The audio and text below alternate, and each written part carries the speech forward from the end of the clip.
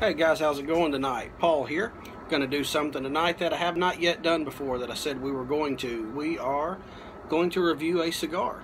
For those of you who've watched any of my other videos, I am primarily a pipe smoker. I started out being primarily a cigar smoker.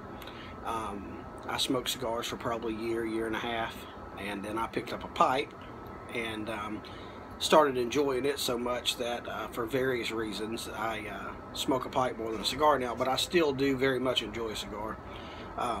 Yeah, probably 3 or 4 times a month I'll pull out a cigar and smoke it. So tonight we're going to take a look at my favorite cigar, and that is an Arturo Fuente Anejo number 50. It's just an excellent stick. I'm going to read you something from the Arturo Fuente website regarding this cigar. Most people have heard of the Opus X cigars, and made by Fuente as well. In fact, there are a lot of similarities with this one. So I'm going to read you an excerpt from the Arturo Fuente website regarding how this cigar came about.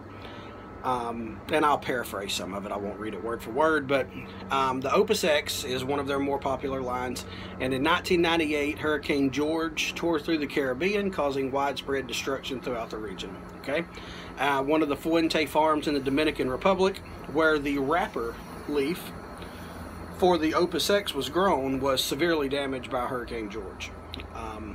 It destroyed a lot of their wrappers for the Opus. So they wondered what they were going to do about that. They had the filler still. They still had that good Dominican filler and the binders for the Opus. So they decided that they would... Sorry, somebody pulling up at the apartment here. They decided that they would use a... Let's see how old it was. A 5-year-old Connecticut Maduro wrapper, aged in cognac barrels, is what they ended up putting on these. So basically, when you have a Anejo, you have an Opus X with a 5-year-old Maduro wrapper. Alright, so we're going to slide these bands off here. You'll see these are wrapped in cedar, and you will get some of that aroma and taste. So slide that off and take a look here. Everything looks perfect, just like they always do. That's quality stuff. Now, most of the cigars that I smoke are not quite as pricey as this one. These are not cheap. These start out around the $12 mark at my local shop and go up to about 16 or 17 depending on the size. So this is not an everyday stick for me. Alright, smell that cedar wrapper mainly, but you can tell the pack is tight, but it's not. It's a lightweight. It's not. Some cigars feel heavy. You can tell they just packed a lot in there. Well, this one's rolled tight, but it feels nice and light. I bet we're going to get a good draw out of it. So let's see here. Take a look at that there and see what you think. That is a 5.56 millimeter casing that a fellow brother of the leaf over on the Cigar Bum website sent me. It's been sharpened down to make a cigar punch.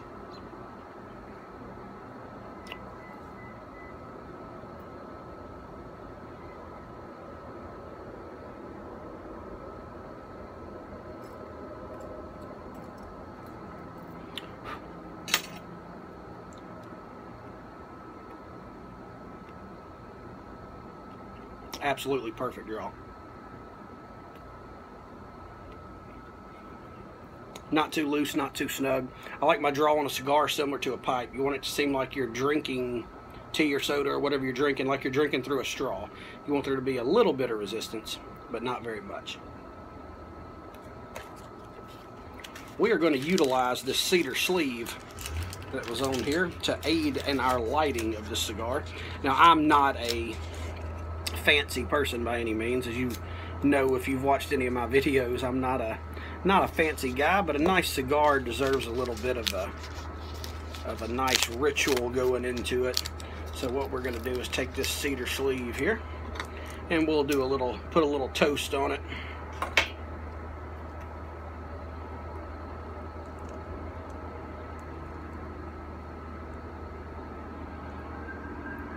A lot of people use a torch for cigars, and I do at times. I don't have anything against it necessarily, But sometimes, especially on a nice stick, I do enjoy a slow roast, especially with the cedar sleeve. It just doesn't burn near as hot as that torch does. Get down here close to my fingers.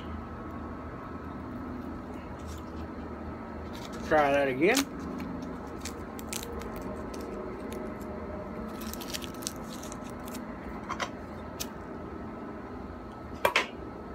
That cedar burns nice and cool. When you're toasting, don't just stick the end of your cigar right in the flame. Try to keep it a little bit off of it there.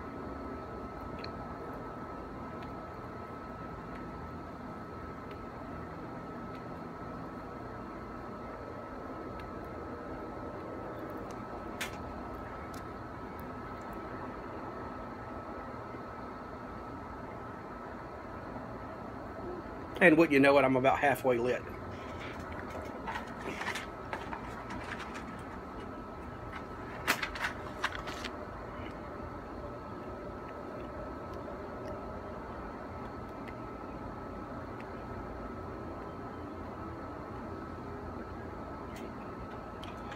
There we go. Sorry about that. Let's see here.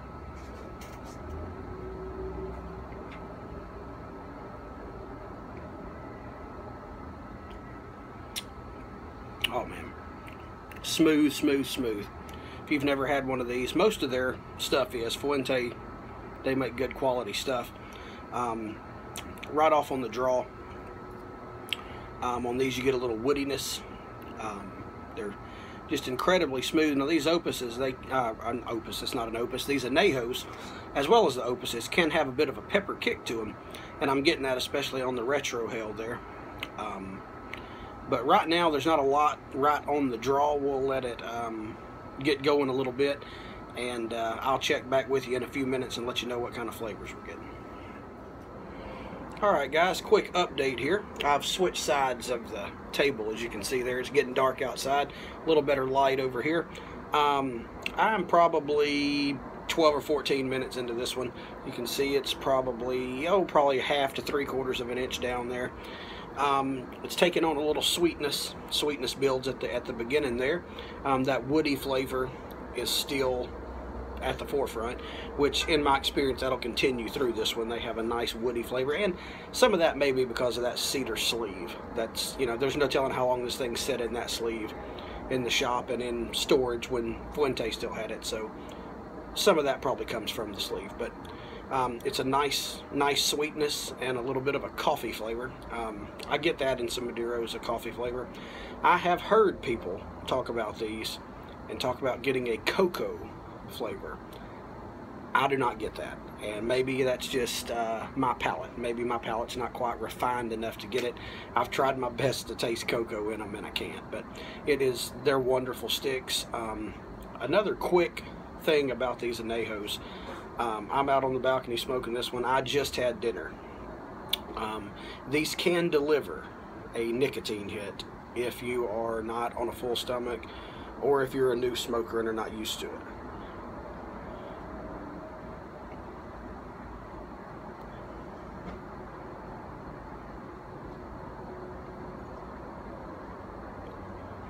But yes, got a very, very nice sweetness coming in on this one. Peppery. It's still a little peppery. Mostly that is still noticeable on the retro hell more than on the actual flavor of it. But that's the update I've got so far. We'll get a little closer to the halfway point here, and I'll check back in with you.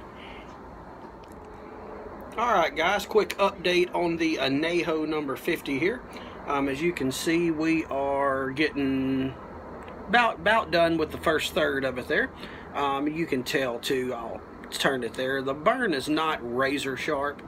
The construction on these cigars are always very good, and sometimes you'll hear that term thrown out in a review of a cigar, whether it's got a razor sharp burn. And some cigars you will see that. It'll just be as straight as it can be. With a Maduro wrapper, you generally won't get that. They are thicker and they're on the oily side, and a lot of times you'll have a little wave to it, but it's not a big deal. I haven't needed to touch it up or anything like that. It's still burning fine. As far as the flavors go in this cigar, The sweetness is still there.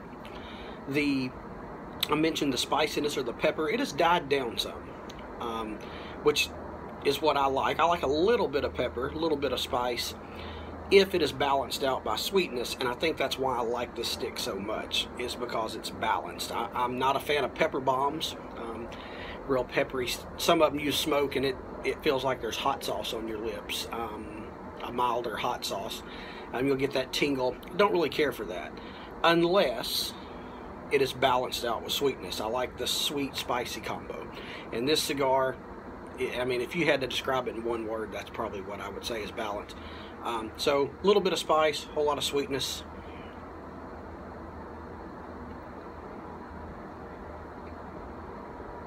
I can retrohale it through my nose now, as you can just see, just fine. It's not near as, at first, in the first, inch or so of the cigar, when I did that, I got quite a bit of spice in the retrohale through my nostrils there. But now I can do it and it's smooth as it can be. Just excellent. And I keep raving about this. Keep in mind, obviously this is going to be a good review because I chose to review my favorite cigar first. So I'm familiar with this one. I knew I was going to enjoy it. So it was not there was no wondering how this review was going to turn out. But you can see there, I'm fixing to tap this off. I think it's about ready to let go. And I was wrong. So I'm going to keep letting it go. I tapped it on the ashtray there and it still held on solid. So we'll get down past the halfway point, guys, and I'll check back in. We'll see if anything changes on it. All right, guys.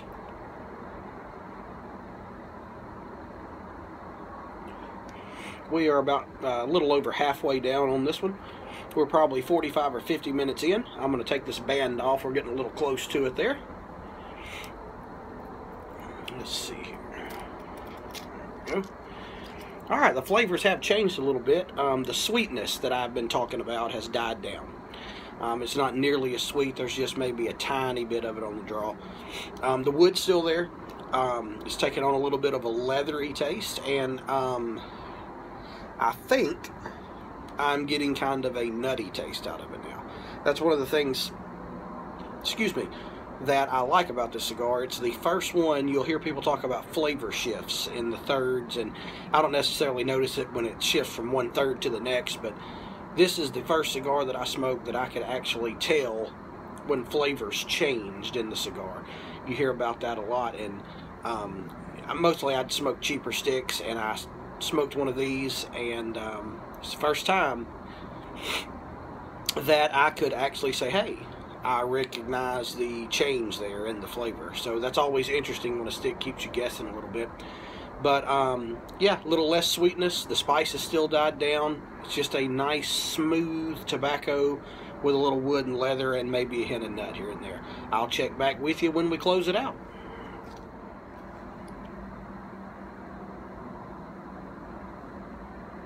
Alright guys, finishing up the Anejo here. Whew. About the only change since I last spoke to you. The sweetness is still died down. It's not ramped up or anything like that. The spice is back. The end of these is, the spice generally comes back. I just retro-held it and it's burning again. And also, I talked towards the beginning about how these can deliver a nicotine hit. I am feeling the nicotine right now, and that's even on a full stomach. Now, I'm not hiccuping or dizzy or nauseous or anything, but I do feel a little bit of lightheadedness associated with a good vitamin N hit, but it is a pleasurable amount. It is not anything that's overwhelming. Now, if you were to smoke this on an empty stomach, you may find that. So, overall, as I knew it was going to be, love this stick. Have a couple more in the humidor. Have a different shape in there too. I've actually got a 77 in there, an Anejo 77, the one they call the Shark. It's been in there for about 3 or 4 months. Hadn't smoked it yet, kind of saving it for a special occasion. Where I'm at here, those are a little hard to come by. These Anejos, they only release them, if I can speak, they only release them twice a year. If I'm not mistaken, they release these around Christmas and around Father's Day. So you can't always get them. But if you enjoy full-bodied Maduro flavors, you really owe it to yourself to try this one. It's an excellent stick. Like I said, it's not my everyday stick. I generally don't smoke these that often because of the price point. Like I said, they run between $12 and $16 to $17, and well, for your average American, his hourly wage falls in that category somewhere. So this is not something that I can smoke every day or even every week. But once every month or two, I like to treat myself and have one of these. So there it is, guys. Like I said, it is full-bodied. It's a big boy cigar. So if you're brand new to the game, just, you know, don't be frightened of it. It's not, you're not going to be puking or anything, but make sure you do it on a full stomach, or have you something sugary to drink close by. Pardon me, sugar does offset the nicotine hit that you get to your system. So, like, if you're new, just have some sugar close by and make sure you've eaten, but don't be frightened of it. Excellent stick, guys. I'll see you next time. If you have something you want me to review, leave me a comment there and I'll see if I can get around to it. I have a pretty well stocked B&M close by. They have 2 very large walk-in humidors, so I can get most things. So hit me up if you got something on your mind. Until next time, guys, go forth and do good.